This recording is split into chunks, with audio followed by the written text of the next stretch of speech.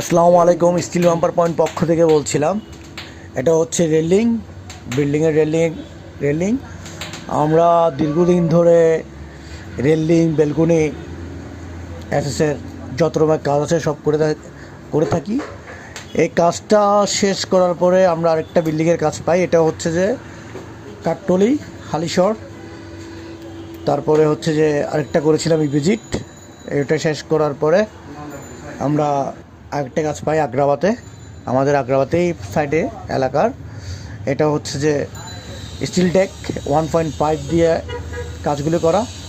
এখানে আমরা বিভিন্ন পাইপ ইউজ করি, বিভিন্ন বক্স ইউজ করি। Box 2D box, D box এবং হাফ এক বক্স। কাজগুলো আমরা সব কিছু মাটন দিয়ে মেপে এবং নিচে রড ঢুকিয়ে দুপাশে 3 পাশে ওয়ার্লিং করে মজবুত দিয়ে এই কাজগুলি করে থাকি।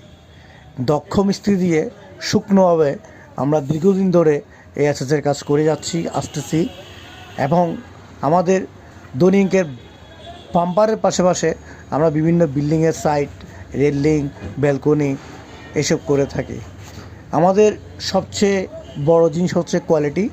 আমরা প্রত্যেকটা রেলিংয়ের মাঝখানেও আবার একটা সাপোর্ট দিয়ে রাখি এবং কাজের ফিনিশিং। সবচেয়ে বড় কথা হচ্ছে যে কাজের দক্ষতা এবং ফিনিশিং। কাজগুলি দেখেন আপনারা, কাজের যেই কাঠগুলো আছে ওগুলোর ফিনিশিং।